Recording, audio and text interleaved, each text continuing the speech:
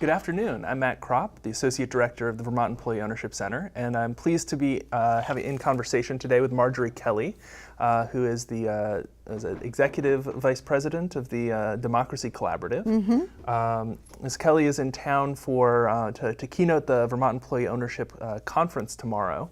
And we're also going to be having some conversations today with folks who are involved in the Keep BT Local campaign. So we'll be discussing both of these topics. But before we dig into that, do you want to tell a little bit of your background and how you came to sort of become interested in community ownership and employee ownership in that world?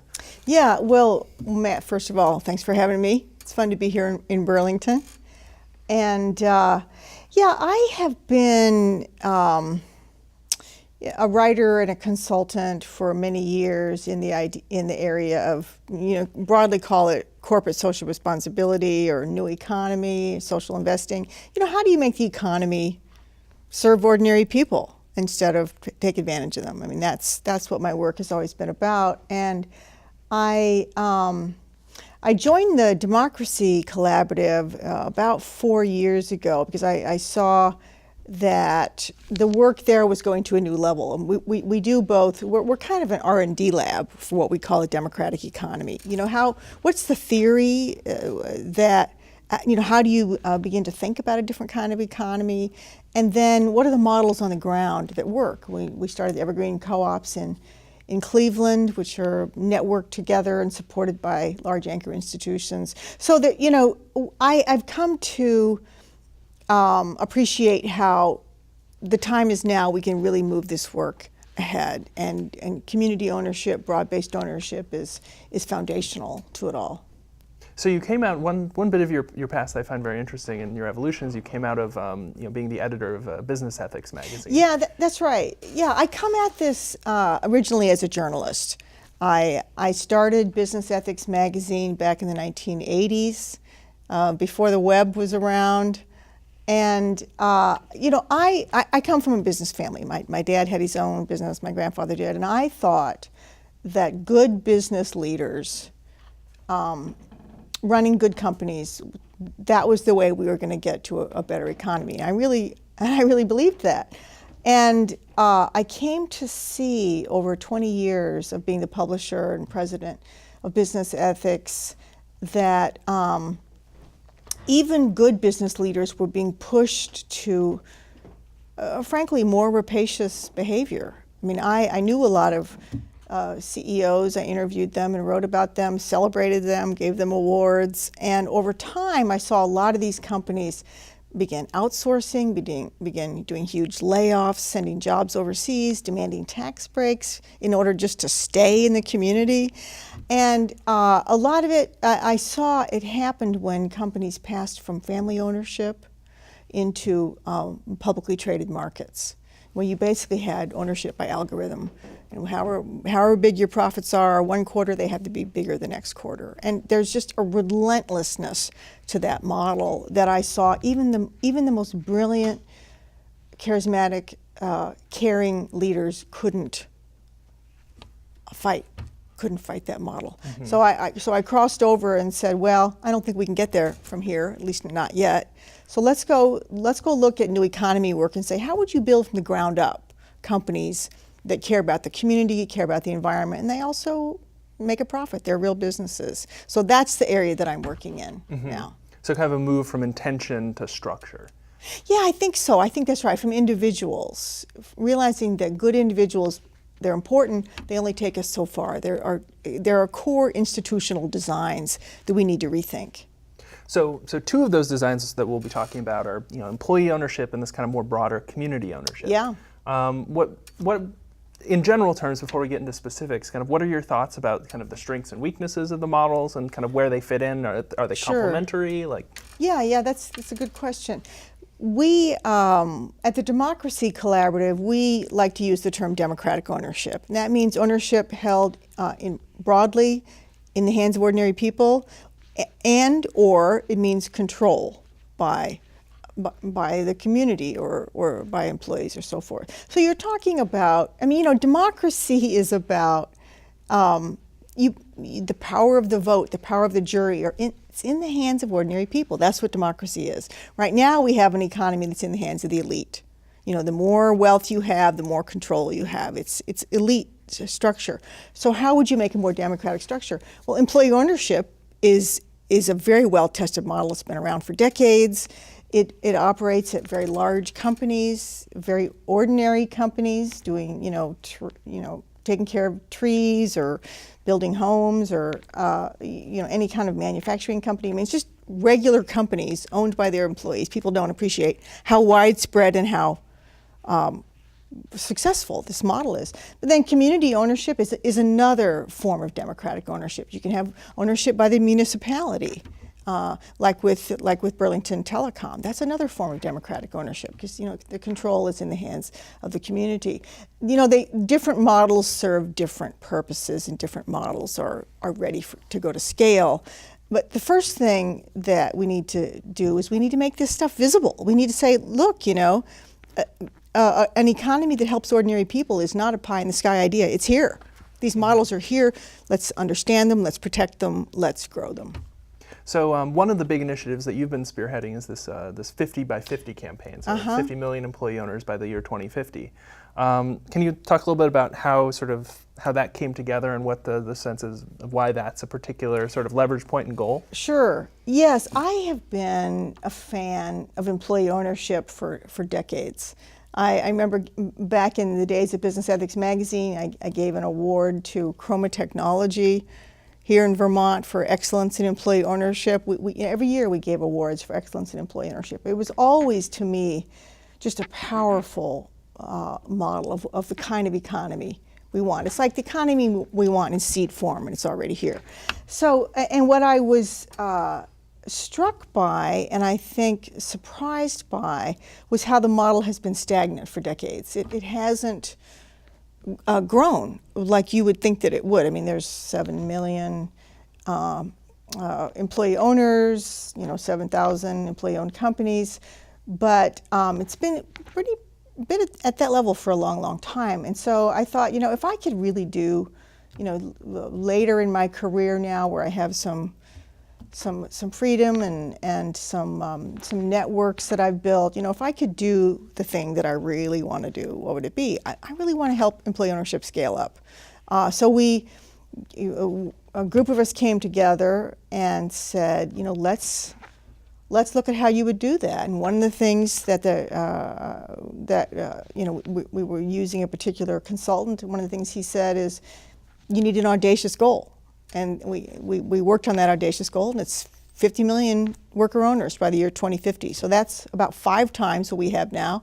It would be a dramatic change in the U.S. economy. You would see about 20% of jobs in the hands of employees, in companies that employees own, and you would see wealth in the hands of ordinary people. It would be a dramatic, I think, example, an illustration of the fact that we can actually have a different kind of economy. We can get there. And we need other kinds of models too, community ownership. But this is the first model that I think is ready for scale. So let's do it. Mm-hmm. Yep. We've definitely been working on our little piece here in Vermont with the VEOC on that front. But what do you see as the sort of like barriers or things that really need to be tackled to break out of what you described as that kind of the doldrums of sitting at a comfortable level and not moving forward? Sure. Well, the first thing I want to say, Matt, is I think the Vermont Employee Ownership Center is more than just a little piece. I think it is a model of what we need. We need state centers. That it's the best promotional institution that has been developed is the state center. There's one in Ohio, the Ohio Employee Ownership Center. There used to be others, and they got defunded for a variety of reasons. But I think Vermont deserves to be really proud that you guys are here and that you're working at this every day. So that's an important model, and that's one of the things that we need. We need more state centers. Every state ought to have one. In fact, there's some federal legislation that's been proposed that would help to fund that. So that's one of the things that we need. But okay, so what are the barriers? We brought together, we've brought together 30 leaders several different times and talked about what are the barriers? What are the strategies to get beyond them? Trying to use the best minds to come up with this. And again and again, what we hear is that people are they're not aware of employee ownership, or they have misunderstandings about it. They think, oh, that's, people in Birkenstocks at tiny little companies. Or, oh, those companies don't really make much of a profit, right? I think the idea is if workers own it, it has to be kind of a substandard company. Whereas if stockholders own it, well, that's like a manly company. They're going to make a lot of profits. And that's just a misperception. It's just wrong. Mm-hmm. I mean, in fact, employee-owned companies tend to have higher productivity, lower turnover. Employees have double the retirement savings. I mean, they're better companies on pretty much every measure, except maybe share price. And they can have a good, healthy share price, but it might not be a maximum one. So awareness, that's one of the barriers. Also, we see that capital has a role to play. With worker co-ops, which is one model of employee ownership, there's a lack of access to capital. With ESOPs, employee stock ownership plans, which is another model, the problem is not so much lack of access. The fact it's more their capital plays a recruitment role. Right now you have 2,000 private equity firms combing the country every day, looking for companies to buy, knocking on doors saying, do you want to sell to us? And there are only 2 private equity funds that are focused on employee ownership. So we're outnumbered 1,000 to 1. We need more pools of capital that are out there knocking on doors saying, do you want to sell your company? Because a lot of company owners, they haven't really thought about what they're going to do with their company. They're too busy running it. They don't know how to sell a company. So capital has a role, and awareness has a role. Also, connecting out to other communities. The funny thing about employee ownership is it tends to be kind of a silo. There are employee-owned networks and member organizations and service providers, and they talk to each other a lot. But there aren't a lot of people outside that community that think about it or know about it, or that have had it explained to them in their own language, like mayors, like impact investors. We just did a study looking at impact investors who care about social impact. Can they invest in employee ownership? And there are a few opportunities, but not many. No one has ever really taken the time to explain to impact investors, hey, this is really social impact. Putting wealth in the hands of ordinary people, helping them have stability and family security. That's part of social impact. But that connection has never been made. And there are other connections, civil society groups and so forth. So making connections to other groups. So those are some of the barriers and some of the strategies. Mm-hmm. So that access to capital piece is really key, and sort of I think is a good transition to this second question of community ownership, where so you're coming to Burlington at a very sort of opportune time for this discussion, because this local municipal telecom, which has been sort of in a sort of strange legal situation for a few years, is for sale, right? So we're kind of in a moment of like potential privatization. And there's a group of community members who've come together to form a consumer co-op to put in a bid as one of the bidders to buy it. And so that group has submitted its bid today, and is kind of going to be, we'll see how that turns out. But in terms of in terms of these various alternative ownership structures. The question of things like utilities and these things that have clear public goods. Right. Do you want to talk a little bit about sort of the impact of community ownership versus investor ownership in that sector? It's a really important model, and so one of the things that I want to say to progressives is that we need to get smart about how we're going to build a more democratic economy. Progressives have tended to rely on regulation by government and on social safety nets and on protest. Well, the real power in an economy is in asset ownership. That's where you don't have to protest anybody, because you've got the control, you've got the power, you've got the wealth.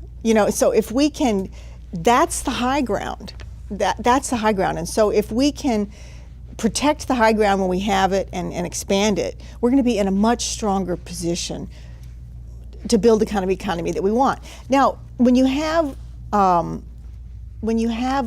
community-owned company like Burlington Telecom, for heaven's sake, let's protect it. And if it can't be owned by the city, then yes, owned by a cooperative in which you're going to have community members as investors. To me, that's all part of democratic ownership, rather than letting it go to investor ownership. I like to say there's two broad schools of ownership. There's extractive ownership, which is aimed at extracting maximum financial wealth. Or there's a democratic ownership, which is, if we're going to have a telecom, let's provide good services at reasonable cost, and we need to make a profit to do it, but let's not gouge, let's not extract too much profit if you don't need to. So I think by not appreciating these two schools of design, and by that I mean, citizens, we tend to lose assets and let them go into the hands of the few who are just going to use them to extract wealth.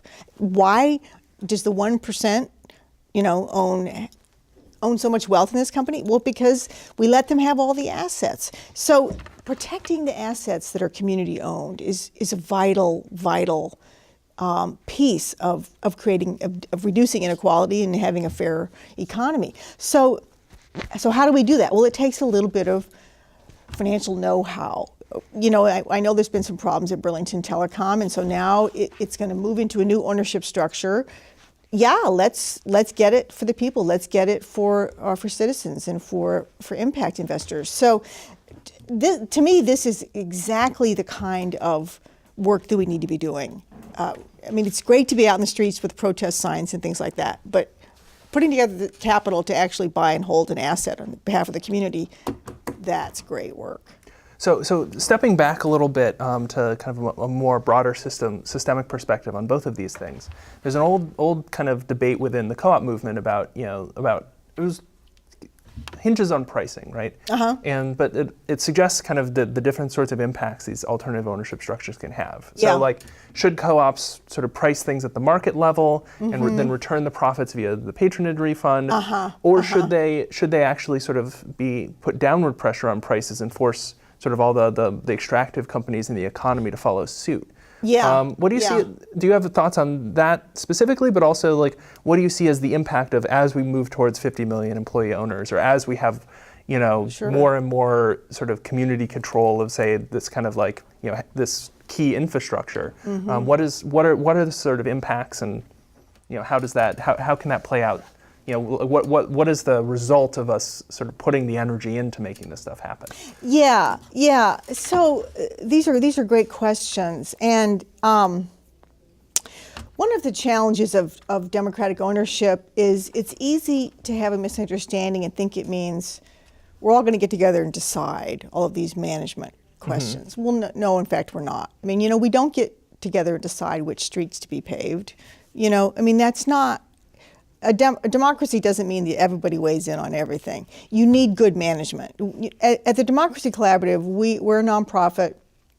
We work in economic development all over the country with a variety of cities and nonprofits and foundations, doing a lot of projects. And one of the things that we've learned again and again is that it's absolutely critical to have good management. You might want to have somebody from the community or somebody rise up in the ranks. We have lots of ideals, and if you can do those things, yes, that's great. But most important is to have great management. And then they need to have some power. How do you set the rates at this?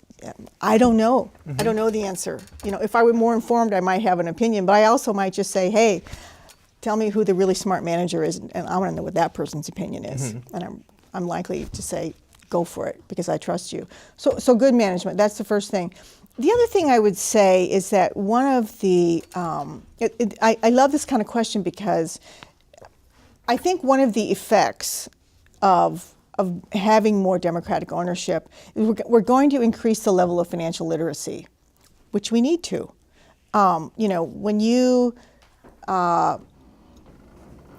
take out a credit card statement, do you read the fine print? Do you pay? Do you know that maybe that teaser rate is going to turn into a 25% penalty rate if you're 1 day late?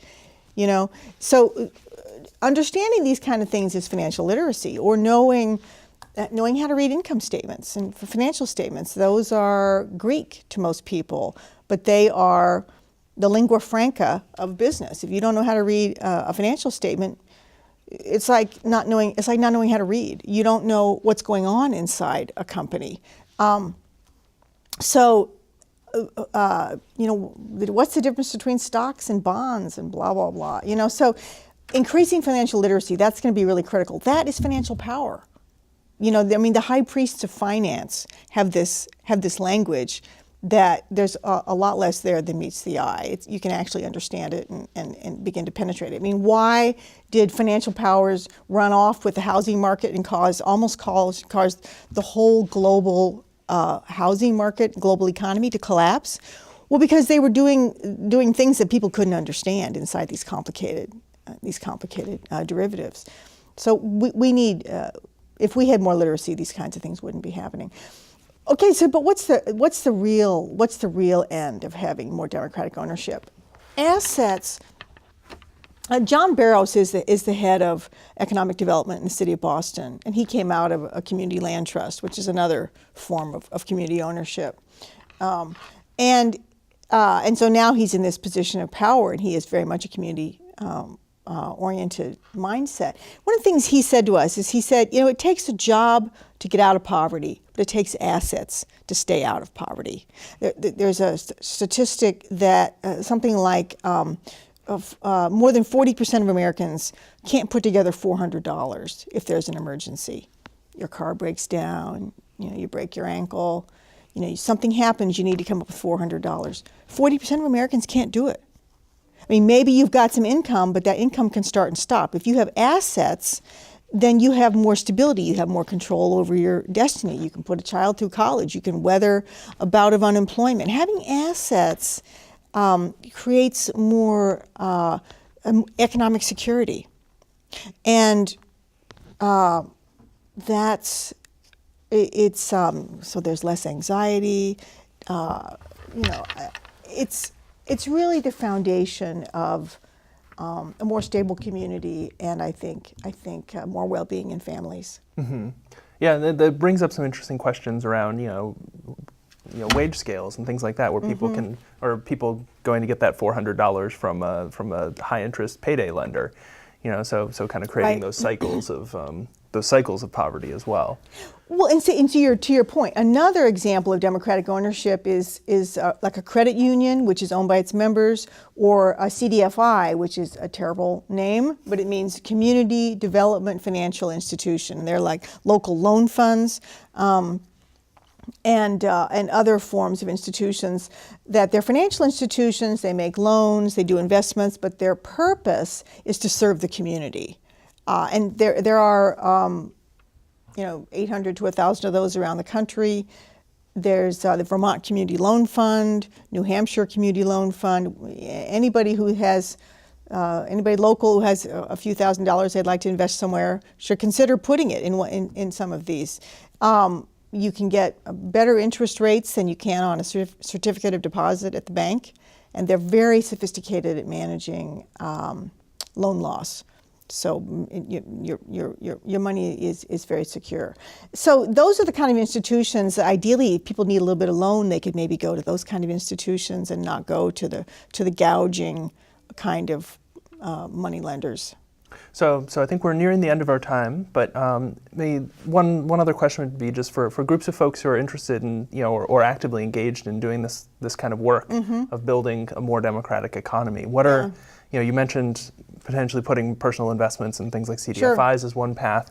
Like what are other ways that people can plug in, and what are ways that or what are kind of like the lessons of organizing campaigns, and the pitfalls and that people should avoid, or the things that seem to work well that people should engage with as they do this work? Yeah, I encourage everyone to find at least one way that they can participate in the movement to build a more democratic economy. Maybe you make a loan to one of these CDFIs, or maybe you move your checking account to a bank that's community owned. We shouldn't be putting our money in these big national banks where the money's going to leave here and go heaven knows where. Or there's a lot of move in the green economy. There are ways to do community solar, if that works for you, or getting involved in the movement to help buy out Burlington Telecom. I mean, find a way. Shopping at the food co-op, which is member owned. Find a way that you can help keep dollars circulating in our economy. And learn more about it. So what works, we often find little reading groups and educational groups. People will gather. Maybe they're just going to read about the new economy or democratic economy, or maybe they're going to be a little investor group to say, we want to look at how we can put more money into these kinds of things, and how can we get smart about doing that. So don't be alone. Mm-hmm. I think that's probably the first thing. Is find the area that you're interested in and join with others. Well, you mentioned investing groups. I'll just make a little plug for the Vermont Solidarity Investing Club. Is great. Now 20 members and only invests in cooperatives. So if anyone out there is interested in doing Perfect. that, we've got a little club going. That's great. So any final thoughts or things left unsaid you'd like to share? I'll just say that Vermont is kind of a mecca for this kind of work. That Bernie Sanders, when he was a mayor here, put some great institutions in place, and I think I encourage people to understand that history and appreciate it. If we can build institutions that have this community benefit at their core, we need to protect those and value those and create more of them. So congratulations to Vermont. You guys are ahead of a lot of us. All right. Well, thank you so much. And for folks who are interested in catching Marjorie, she'll be keynoting again the Vermont Employee Ownership Conference tomorrow. So thank you for sharing your insights today on CCTV. Great. Thanks, Matt.